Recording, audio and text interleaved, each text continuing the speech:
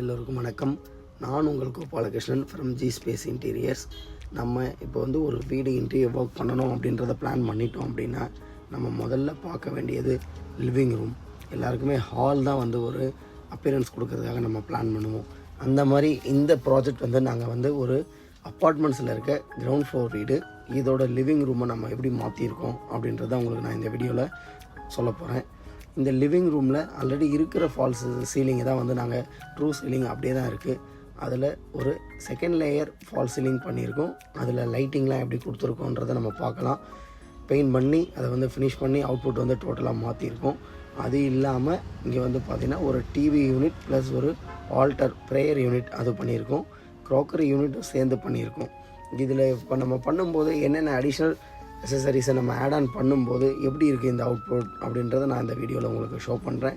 இதில் profile handles, அதே மாதிரி ப்ரொஃபைல் டோர்ஸு, வித்தவுட் ஹேண்டில்லெஸ் டோர்ஸு என்ன கொடுத்துருக்கோம், என்ன காம்பினேஷனில் இதை பண்ணியிருக்கோம் அப்படின்றத நம்ம இந்த வீடியோவில் கண்டிப்பாக பார்க்கலாம்.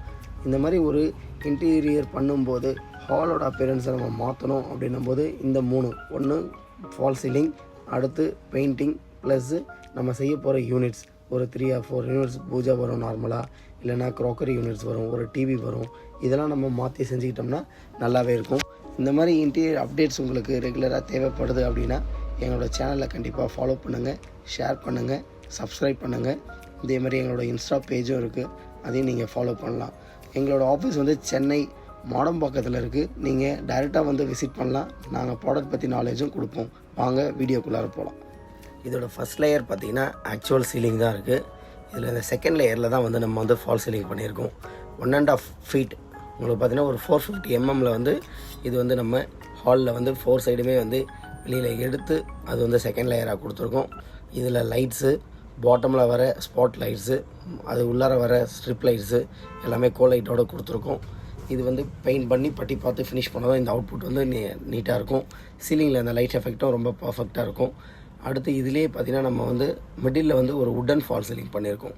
உட்டன் 5x5 சைஸில் ஆல்ரெடி அங்கே டைரெக்டாக இருக்க சீலிங்லேருந்து ஒரு உட்டன் ஃபால் சீலிங் பண்ணி சான்லியர் அடிஷ்னலாக அந்த ஸ்பாட் லைட்ஸ் எல்லாமே கொடுத்துருக்கோம். இது கரெக்டான உங்களுக்கு ஒரு மெத்தடாக இருக்கும். ஒரு மினிமம் பட்ஜெட்டில் ஹாலை நம்ம நல்ல அப்பியரன்ஸ் மாற்றணும் அப்படின்னா இந்த மாதிரி ஒரு ஃபால் சீலிங் நீங்கள் போகலாம். ஃபுல் ஃபால் சீலிங் பண்ணாமல் போகலாம். இது கிரவுண்ட் ஃப்ளோர்ன்றதால் அந்த ப்ராப்ளம் இல்லை உங்களுக்கு.